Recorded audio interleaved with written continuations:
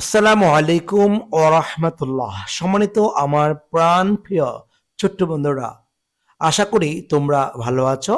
আজকে আমরা আলোচনা করব তোমাদের ধারাবাহিক যে ক্লাসগুলো শুরু করেছিলাম, এই ক্লাসগুলোর আজকে আমরা 8 নাম্বার পর্যন্ত চলে আসছি। আমি আশা করছি যে তোমরা অবশ্যই 1 থেকে 7 পর্যন্ত ক্লাসগুলো তোমরা দেখেছ। আমি কিন্তু এর আগে 2025 সালে অনেক ক্লাস আপলোড করেছি, তোমরা চাইলে সেগুলো দেখে নিতে পারো। আচ্ছা, এইখানে আজকে আমরা ক্লাস 8 নাম্বারে 10টি বাক্য আলোচনা করব। এই 10টি বাক্য আমরা ইউনিট 2, তোমাদের যে নতুন বই আছে সেই ইউনিট 2 থেকে আমরা এই 10টি বাক্য সংগ্রহ করেছি। বাক্যগুলো পেচিসে হবো নাও থাকতে পারে, ঠিক আছে? সবসময় যে পেচেস থেকে আসবে এমনটা না, অনেক সময় ভিন্ন আসতে পারে।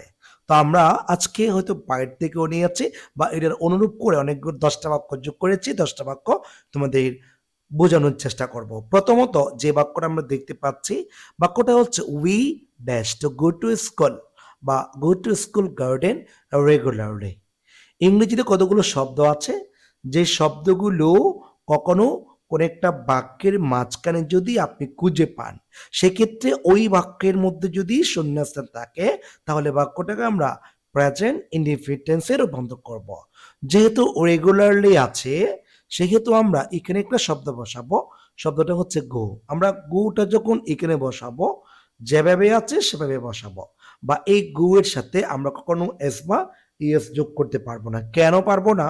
ওই যে আমার সাবজেক্টটি হচ্ছে প্লোরাল। সাবজেক্টটি যদি প্লোরাল হয়, সেক্ষেত্রে আমি মূল ভার্বের সাথে এস বা ইএস যোগ করতে পারবো না।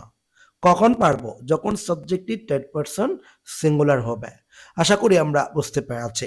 এরপরে বি নাম্বার দেখবো। বি নাম্বারে দেখতে পাচ্ছি আওয়ার স্কুল, আমাদের বিদ্যালয়। টু হ্যাভ ভার্ব ব্যবহার করতে বলছে। টু হ্যাভ ভার্ব বলতে আমরা এখানে 3টে শব্দ খুঁজে পাই। কয়টি? 3টি। কি কি? একটি হচ্ছে, মনে করুন যে আমি 3টা শব্দ হচ্ছে, একটা হ্যাভ, আরেকটি হচ্ছে হ্যাজ, আরেকটি হচ্ছে আপনার হ্যাড। তো হ্যাভ হ্যাজ হচ্ছে মূলত প্রেজেন্ট টেন্সে, আর হ্যাড হচ্ছে পাস্ট টেন্সে। আমরা এই 3টা শব্দ মূলত এই জায়গা থেকে বসাই। তো যেহেতু our school third person singular আছে, সেক্ষেত্রে আমরা এখানে টু হ্যাভ ভার্ব থেকে আমরা হ্যাজ ব্যবহার করব। Our school has a beautiful garden in front of the building. ঠিক আছে? এরপর আমরা সি নাম্বার দেখবো। সি নাম্বারের সাবজেক্টটা হচ্ছে প্লোরাল। সেক্ষেত্রে আমরা পরবর্তী যে ভার্ব বসাবো, এই ভার্বটার সাথে কখনো আমরা প্রেজেন্ট টেন্সে এস বা ইএস যোগ করতে পারি না। ঠিক আছে? প্লান্ট যেভাবে আছে সেভাবে বসানোর চেষ্টা করেছে। এরপর আমরা পরবর্তী ডি নাম্বারে যাব। ডি নাম্বারে আমরা দেখতে পাচ্ছি যে দ্য গার্ডেনার। গার্ডেনার মানে হচ্ছে যিনি বাগান করেন। ঠিক আছে? বাগান কারক, গার্ডেনার। এখানে বলছে ট্রিমস। ঠিক আছে? তো সাবজেক্টটা যেহেতু আমার টিএস অর্থাৎ থার্ড পারসন সিঙ্গুলার, সেই জন্য আমরা কি করতে পারি? TRIMMS, এই যে trims. Subject third person singular হলে মূল ভার্বের শেষে আমাকে এস বা ইএস যোগ করতে হয়। তো আমরা এখানে এস যোগ করলাম। এরপর আমরা ই নাম্বার দেখবো। ই নাম্বারে দেখতে পাচ্ছি ফ্লাওয়ার। ফ্লাওয়ারের সাথে একটা কি যোগ আছে? এস যোগ আছে। তাহলে অবশ্যই এটি একটি প্লুরাল নাউন। তার মানে নাউনের সাথে যদি এস যোগ থাকে, সেটি প্লুরাল হয়ে গেল। আর প্লুরাল যদি হয়, তাহলে প্রেজেন্ট ইনডিফিনিট টেন্সে আমরা কি করতে পারি না? এস বা ইএস যোগ করতে পারি না। ঠিক আছে? তার মানে ব্লোম হবে ফ্লাওয়ার্স বা flowers bloom the through out the year. এরপর আমরা এফ নাম্বার দেখবো। এফ নাম্বারে দেখতে পাচ্ছি সাবজেক্টটা হচ্ছে আই। এরপর আমরা কি করব? এখানে একটা শব্দ দিয়েছে ওয়াটার। এই ওয়াটার শব্দটি আমরা বসাবো। যেহেতু সাবজেক্টটি পাস্ট পারসন, সেহেতু আমরা এখানে যেভাবে আছে সেভাবে বসাই দিব। ভার্বের সাথে কখনো এস বা ইএস যোগ করব না। কেন করব না? আমার সাবজেক্টটি হচ্ছে প্লোরাল, এই জন্য। সাবজেক্টটি প্লোরাল এই জন্য, অর্থাৎ I water the plants during the tiffin break, মানে টিফিনের ছুটিতে আমি আমার চারা গাছে পানি দিই, এটাই বলছে।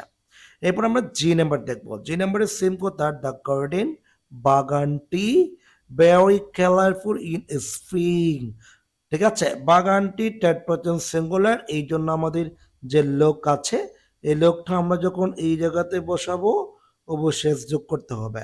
The garden looks very colourful in spring.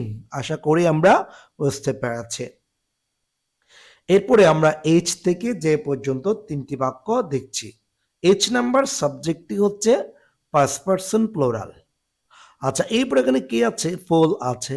তা আমরা যেহেতু সাবজেক্টটি প্লোরাল সেহেতু এখানে যেটা ফুল আছে এই ফুলটি বসাই দেব, কোনো পরিবর্তন করব না, কেননা আমার সাবজেক্টটি প্লোরাল এই জন্য, আর আমার বাক্যটা প্রেজেন্ট টেন্সে নিয়ে গেছে।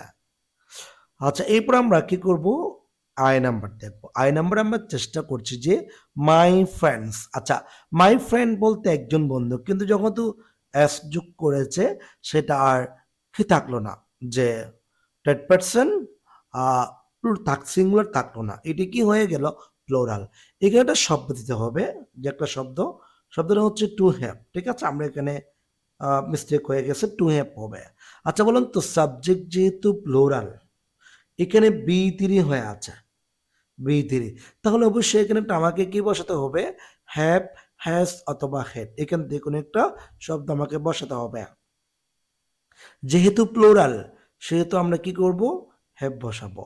আর যদি পাস্ট টেন্সে নিতে চাই সেক্ষেত্রে আমরা হ্যাড ব্যবহার করব, অন্য কোনো শব্দ আমরা ব্যবহার করতে পারবো না। আচ্ছা, এরপর আমরা যে নাম্বার দেখবো। যে নাম্বার দেখতে পাচ্ছি দ্য হেডমাস্টার। ঠিক আছে, মানে প্রধান শিক্ষক। এরপর লেখা আছে ভিজিট, শূন্যস্থানে বসবে দ্য গার্ডেন এভরি মর্নিং। প্রতিদিন প্রধান শিক্ষক সকালবেলা এই বাগানটি দেখে বা ভ্রমণ করে। সেক্ষেত্রে সাবজেক্টটি যেহেতু থার্ড পারসন সিঙ্গুলার, তাহলে ভার্বের সাথে আমাকে অবশ্যই কি যোগ করতে হবে? এস যোগ করতে হবে, তার মানে ভিজিটস। ঠিক আছে, the headmaster visits the garden every morning. আশা করি আমরা ক্লাসটি বুঝতে পেরেছি। এই পর্যন্ত ক্লাসটি সমাপ্ত করব। সবাই ভালো থাকবেন, সুস্থ থাকবেন। আসসালামু আলাইকুম ওয়া রাহমাতুল্লাহ।